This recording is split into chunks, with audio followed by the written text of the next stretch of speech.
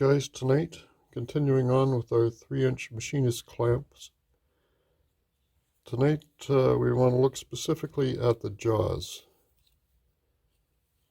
The jaws are able to rotate so that they can grasp angled work and are able to adjust to different size openings. You can see the jaws have a groove in both directions. There's an example of the jaws holding a round stock on the grooves perpendicular to the clamp. Here's an example of the groove in the jaw holding a combination of flat and round stock parallel to the clamp itself. And here's the clamps used to hold a bench-mounted rotary deburring tool. Here's an example of the clamps being used to hold material on an angle plate. Here's the general arrangement drawing showing the jaw for the inner plates and the jaw for the main plates. So I'll take this clamp apart so that we can see the jaws. Here's the jaw, free to rotate on a spacer pin. Same thing with the inner plate jaw. It rotates on a spacer pin.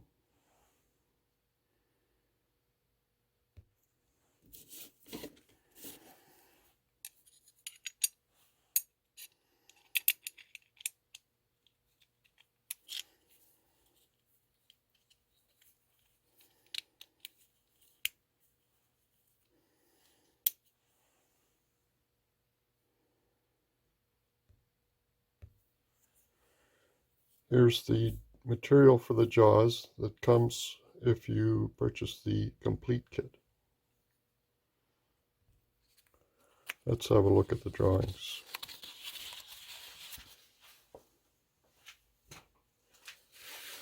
There's a nice isometric view of a jaw. The jaw has a 5/16 reamed hole through the middle. It's 7/8 inches square. It has the groove in both directions, and they come in two widths, a narrow and a wide for the inner and main plates. If you have a milling machine, by all means go ahead and use it, but I'm going to demonstrate how we can make our jaws with using just the lathe. Let's go to the lathe now.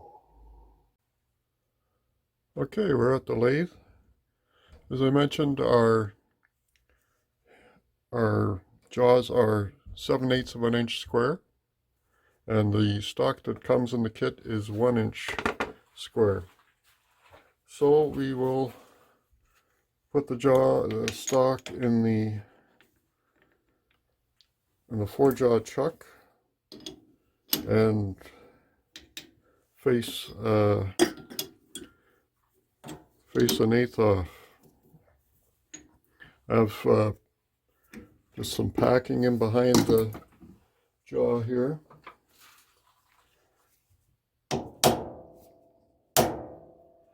Make sure it's nice and snug against that packing. Tighten the jaws up some more.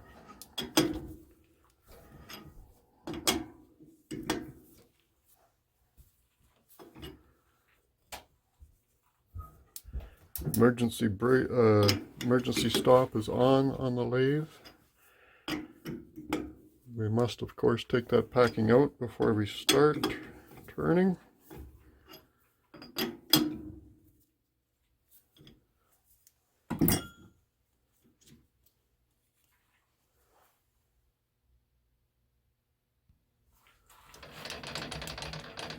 I've removed the packing, just making sure that we look to be parallel, looking good. We'll go considerably slower than normal.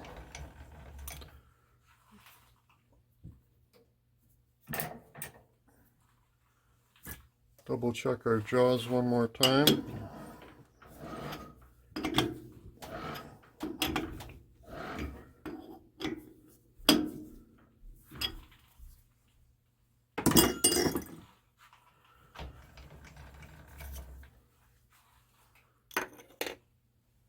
Okay, we will face off 1/8 of an inch.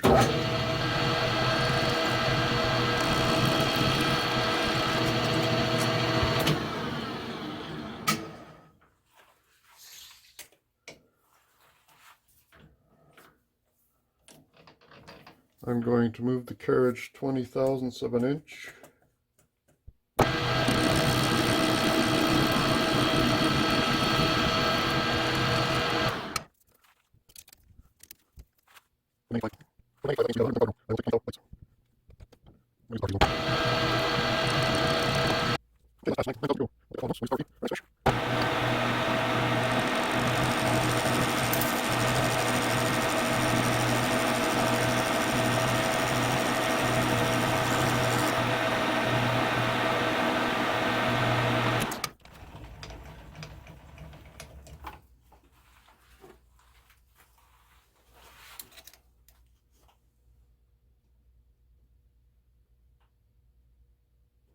Two and a half thou under.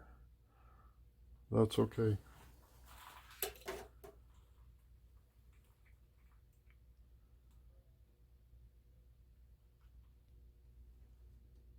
We're going for 0.875.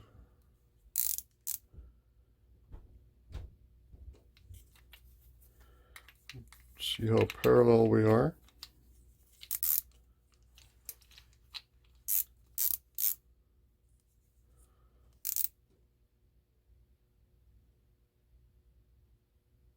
Not bad. Okay, I'll deburr, and there you can see the finish. Pretty nice finish. I could see the reflection of the tool as it was making that final pass. I will deburr, and same thing again on the next face.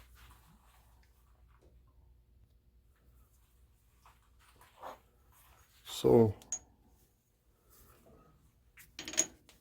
packing in behind the stock. Our jaws are off center now by 1/8. Emergency stop is engaged, so there's no danger of the lathe starting while we're working here, particularly with that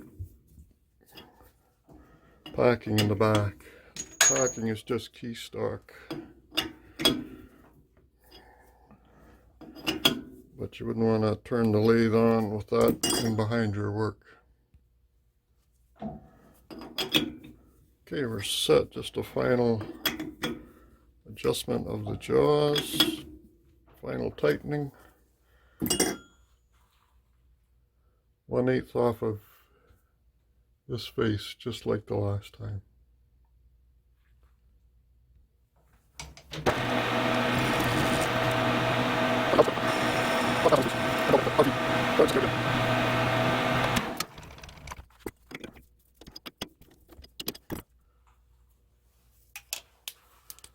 The face we just did was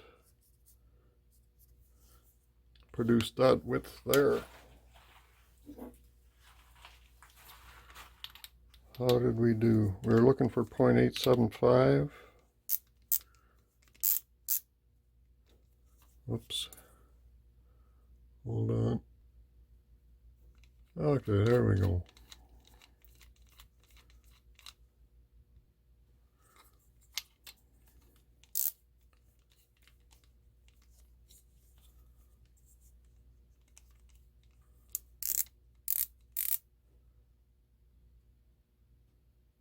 7/10 over. I'll live with that for a vice jaw, a clamp jaw, sorry. And this side is 5/1000 wider. Not a big deal. So there we've faced two sides of our stock so that we now have 0.875 square stock.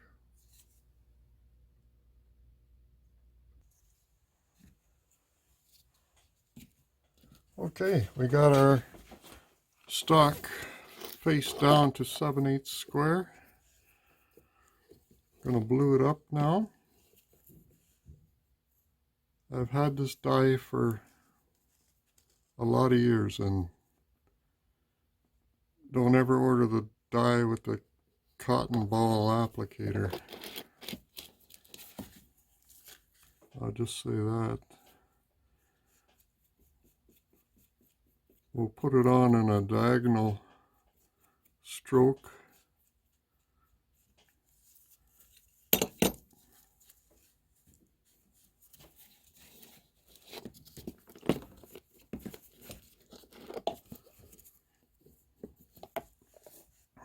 I forgot to mention that your kit contains material for 2 clamps.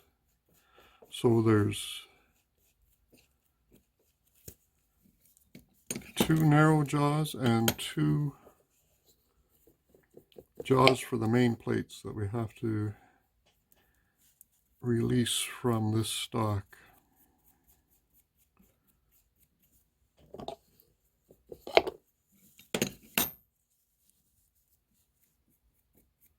Diagonal fashion so that our longitudinal scribe marks don't get lost in the brush strokes.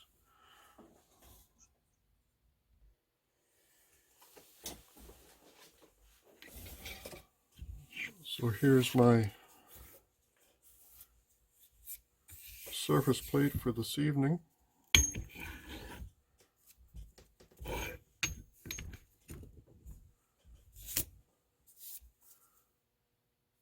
I forgot my, I usually use a real granite surface plate. I forgot this thing is magnetic.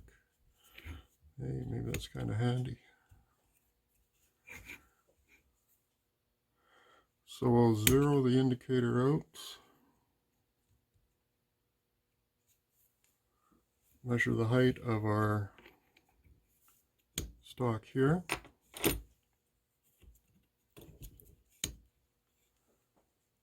.878 I'm getting. 0.878 divided by 2.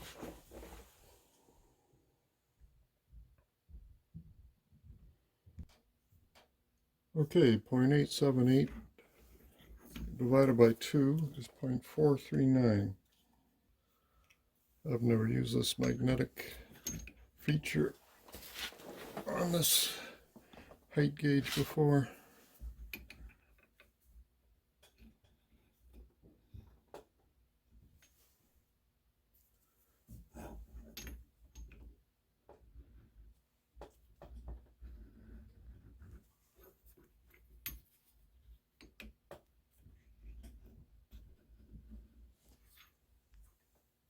There we go, there's a good mark.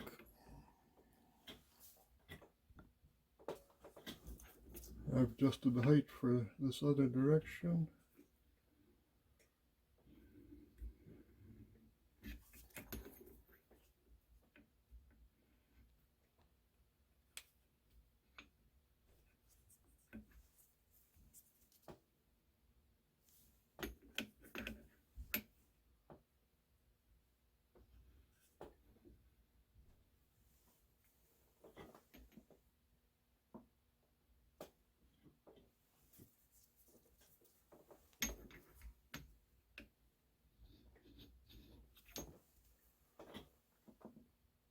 There we are.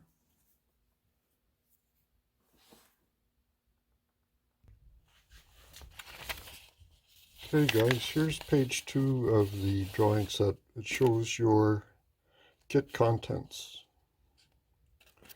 Here's the 6061 aluminum for the jaws, 3.5 inches long, and superimposed inside the stock I've shown 2 wide and 2 narrow jaws.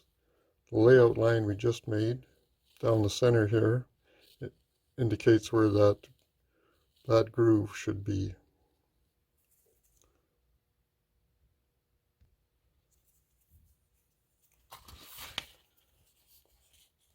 So we can machine this groove that runs perpendicular to the bore. We can run this groove all the way down the entire stock. How we're going to hold the stock in the lathe. There we go.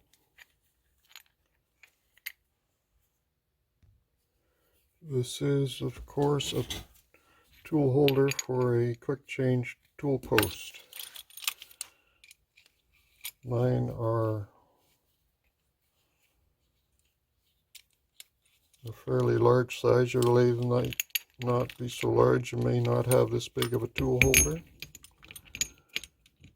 in which case you'll have to use your milling attachment for the lathe. You can get a milling attachment. You'll have to somehow work with the cross slide. Attach your stock to the cross slide. Maybe it's easier to do it once you've cut your stock into smaller pieces. All depends on your setup. I think this should work well on my lathe. I know it works well.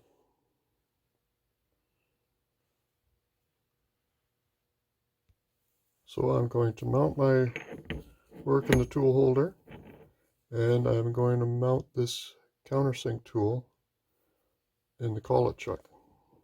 We'll adjust the height, of course, of the tool holder so we're right on center, and we will machine this groove 100 thousandths deep. Let's go back to the lathe. Okay, we have the countersink bit in the collet chuck. We have our stock in the quick change tool post tool holder, and it looks like we got to come up a little bit.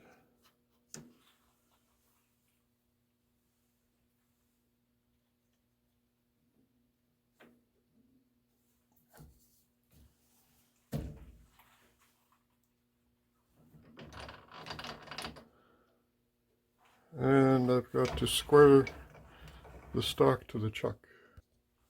Okay, I removed the collet and the tool so that we can square up to the face of the chuck, just like so.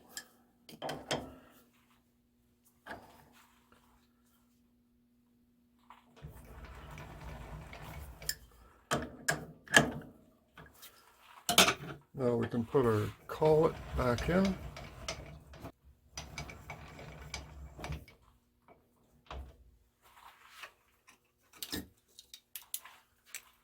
Okay, I'm just double checking the... That's pretty good. I put a ding in it, and the ding lines up nice. Uh-oh. Uh-oh, the cross slides at the end of its travel. Hold everything.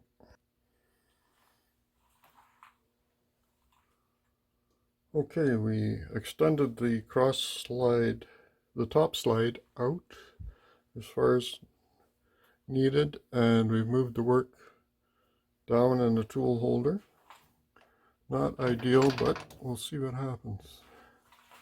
So we're going to go 100 thou deep. We'll take it in 20 thou increments.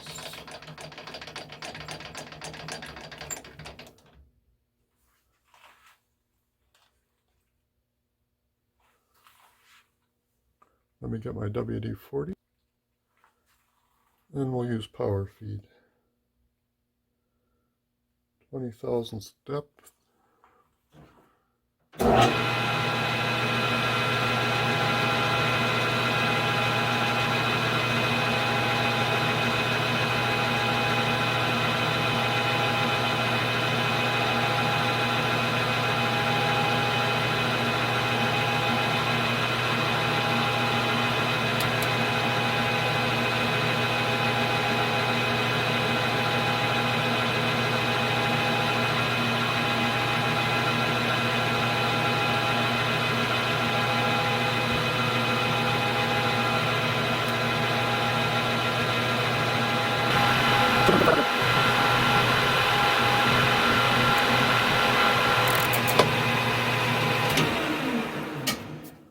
Well, that was uneventful, which is a good thing.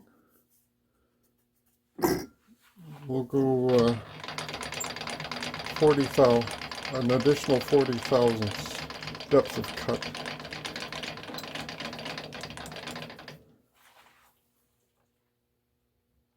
Twenty, 40.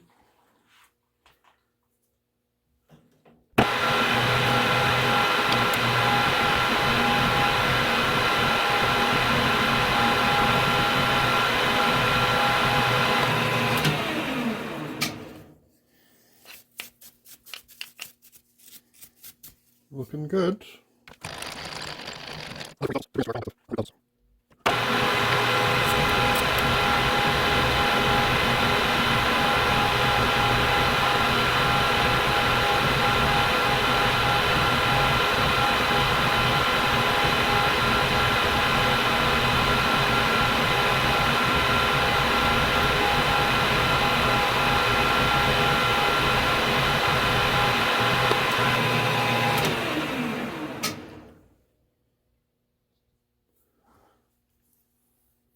There we have it. She's looking good.